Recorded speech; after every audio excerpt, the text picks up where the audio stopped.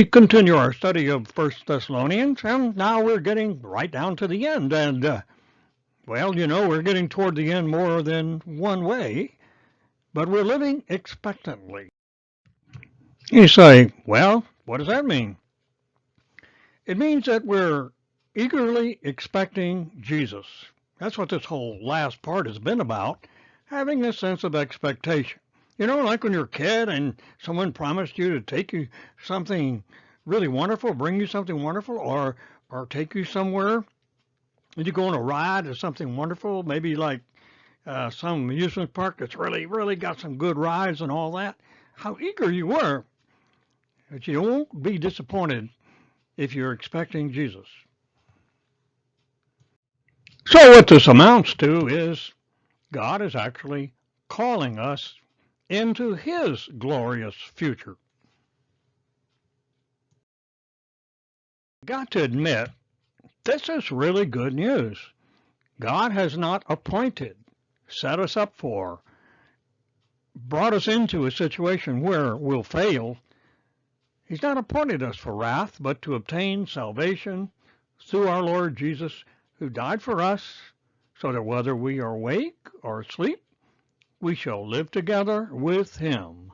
Therefore, encourage each other and build up each one of you as you are doing. You notice the emphasis here on expectant living for Jesus isn't about a lot of timetables, cosmic guessing, intricate schedules. It's about being encouraged that the Lord is coming for you. Of course, because that is so, we can choose joy. And that's an option God has actually given us to accept as a gift, and it's a work of the indwelling Spirit in our lives as well. Joy. Now, this is what expectant living looks like scripturally. According to Paul in 1 Thessalonians 5, rejoice all the time. You say, that's unrealistic. Yeah, I know that's accepting all the shadows and shades from the world. Look for something to rejoice, and God will give you the gift. Pray, be grateful. In other words, rejoice, be praying, be grateful, because this is God's will. It's not that God wants you to be religious or something like that, and be a big hero in church. This is what works for you to live an expectant life. And of course, we need to slow down on some of the negative stuff too, like extinguishing the spirit. That is when God's talking to us, we need to listen. We certainly don't need to reject His word, because how else are we going to be guided into the future? So whatever comes along, put it all to the test. Hold on to what's noble. Resist evil whenever you see it. Some things are worth repeating. And I love that idea. Put it to the test. Something comes along. Is it the right thing to do? You and God's Word and the Spirit working together, put it to the test. Hold on to what's noble. Boy, if something isn't noble, you know it's not from God. Resist evil whenever you see it. And it has a way of showing up quite a bit, you know. And of course, you say, well, I'm really not all that complete. And so we have a prayer inserted now by Paul. It's a beautiful little prayer, one of the sentence prayers in Thessalonians. Because we are incomplete, Paul offers this prayer so that we might be whole. That's a tough one, right? How are you going to become whole, complete? Well, he answers the question. And so this great little prayer, may the God of peace personally consecrate you entirely and preserve your spirit and your life and body blamelessly in every aspect at the appearance of our Lord Jesus Christ. The coming of our Lord Jesus Christ, God's going to help us be whole and complete, because completeness is what God desires for us. And so we cry out, how can I be whole? How can I be consecrated? I'm just a human being. Paul answers by saying, the God of peace.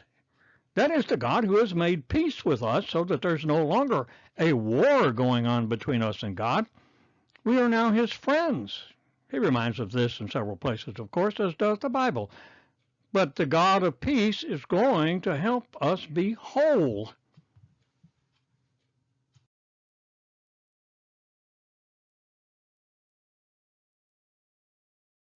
So we're going to need somebody to do it for us who's really qualified. All the time I'm looking on internet and people are saying, need somebody to brick up my house, need somebody to repair my window, need somebody. And you know, nobody ever says in that notice, please tell me about some really unqualified person who will charge me a fortune and do a lousy job. They always want the best they can get. Same thing with being consecrated to God. You fail if you try to do it yourself. It's just not going to happen. So what a blessing it is to know that God will not give up on us. So God will do it, Paul says. That's what he wants done, and he will do it. So in a way, we're sort of God's construction zone. We're under construction to be more like him. That's called being consecrated, sanctified, or made holy. It's not something we can accomplish, but it is a work God is capable of doing if we'll allow him to do it. So it really totally depends on the faithfulness of God. Faithful is the one who is calling you, who will also perform it. Now, of course, that doesn't mean that we can sit back and just be lazy and take it easy and not really be involved in it ourselves. Even if you're a patient in a hospital, you got to do what the doctor tells you to do, or you can't get well. So God's going to do everything he can to help us be who he wants us to be, and he will get the job done. I felt so good about this, I wanted to paint it on a wall. He who called you is faithful, and he will do it.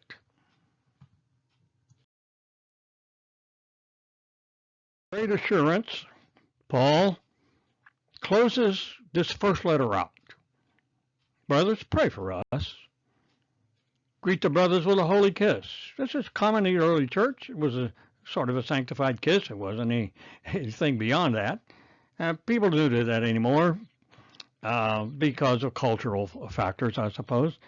But I adjure you by the Lord, you read this letter to all the brothers, spread the good news around.